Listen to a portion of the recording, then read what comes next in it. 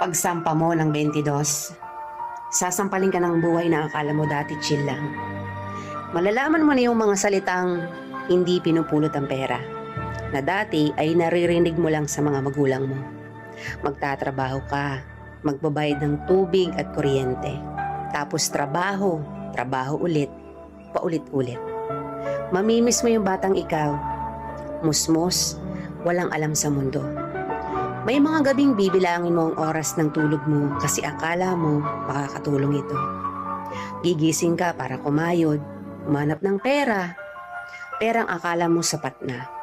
Pero dahil salat ka, wala kang magagawa kung hindi tanggapin ang katotohanang ganito ang buhay.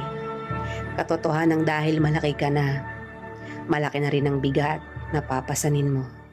Dahil ngayong 22 ka na o 23 o 25 ka,